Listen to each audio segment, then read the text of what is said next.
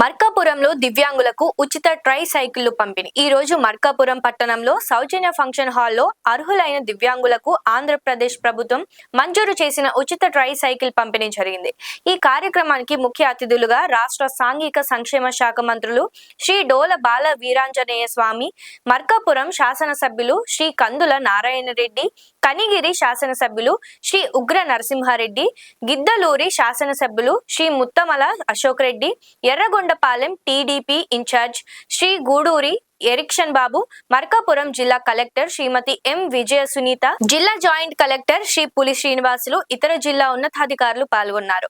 ఈ సందర్భంగా వక్తలు మాట్లాడుతూ ఇప్పటికే రాష్ట్ర ప్రభుత్వం దివ్యాంగ శక్తి పేరుతో దివ్యాంగులకు ఆర్టీసీ బస్సులో ఉచిత ప్రయాణ సౌకర్యం కల్పించారు అని, దివ్యాంగులు ఇబ్బంది పడకుండా రాష్ట్రంలో 1750 మంది దివ్యాంగులకు 1700 కోట్ల రూపాయలతో ఉచిత ట్రై మోటార్ సైకిళ్లను పంపిణీ చేస్తున్నామని అన్నారు. ఇచ్చిన మాటకు కట్టుబడి కూటమి ప్రభుత్వం అమలు చేసింది అని, త్వరలోనే వెలుగొండ ప్రాజెక్టు పూర్తి చేసి ఈ ప్రాంతానికి త్రాగునీరు, సాగునీరు అందిస్తామని, తద్వారా ఫ్లోరైడ్ పీడిత ప్రాంతమైన ఈ ప్రాంతంలో ఫ్లోరైడ్ వల్ల వచ్చే జబ్బులను నిర్మూలించవచ్చని అన్నారు.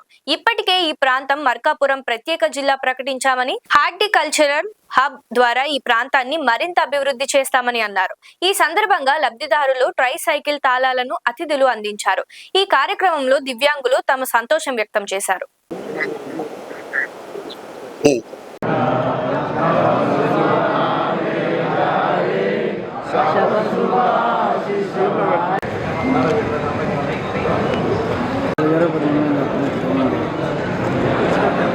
నా పేరు పి సురేఖ. నేను పొదిలి మండలం నుంచి మాట్లాడుతున్నాను. నేను ఒక చిన్న ఉద్యోగం చేసుకుంటున్నాను. నేను ఒక చిన్న ఉద్యోగం చేస్తున్నాను. నాకు ఈ బండి వేయడం వల్ల నాకు రోజువారీ కార్యకలాపాలకు చాలా ఉపయోగపడుతుంది. దీనికి సహకరించినందుకు కాదు కందుల నారాయణ రెడ్డి గారికి, చంద్రబాబు నాయుడు గారికి, మినిస్టర్ గారికి ధన్యవాదాలు తెలియజేస్తున్నాను. ఇది ఒక మంచి కార్యక్రమం. ఈ ప్రభుత్వం పేద ప్రజలు అలాగే దివ్యాంగుల పట్ల ప్రత్యేక శ్రద్ధ తీసుకుంది అనే దానికి ఇదే నిదర్శనం. 1,28,000 రూపాయలు విలువ చేసేటువంటి వాహనాన్ని ఈరోజు రూపాయి డబ్బులు లేకుండా మన దివ్యాంగులకు ఇచ్చే విధంగా ప్రభుత్వం చర్యలు తీసుకుందంటే ఎంతటి డబ్బు అయినా ఖర్చు చేసేదానికి ఈ ప్రభుత్వం వెనుకాడదు అనే దానికి ఇంతకన్నా నిదర్శనం ఇంకోవట్లేదు.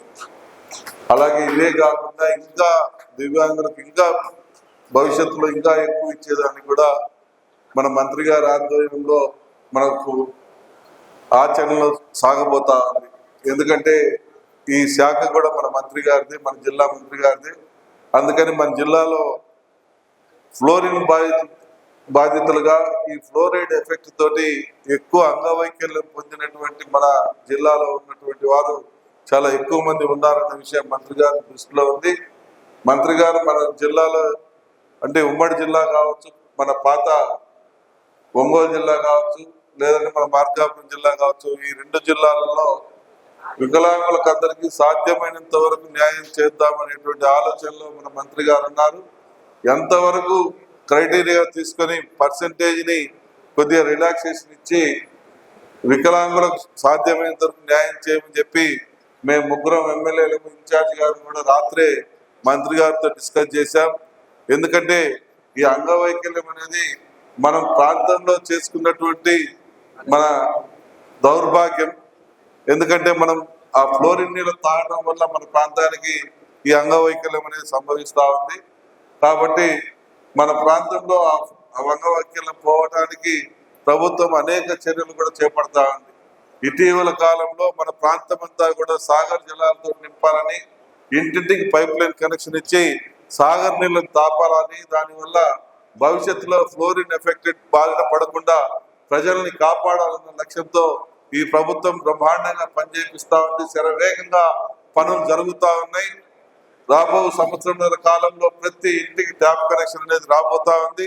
భవిష్యత్తులో మన పిల్లల తరాలకు కూడా అంగవైకల్యం రాకుండా ఈ ప్రభుత్వం చర్యలు చేపడతా ఉందని చెప్పి మీకు ఈ సందర్భంగా మనవి చేసుకుంటూ ఈ అవకాశం ఇచ్చిన అందరికీ హృదయపూర్వక ధన్యవాదాలు తెలియజేస్తూ, ఈ ప్రభుత్వం చేస్తున్నటువంటి ప్రతి ఒక్క మంచి పనిని ప్రజల్లోకి తీసుకుపోయే బాధ్యత మీరు కూడా చేపట్టమని చెప్పి దివ్యాంగ సోదరి మనందరినీ విజ్ఞప్తి చేసుకుంటూ సెలవు తీసుకుంటా ఉన్నా.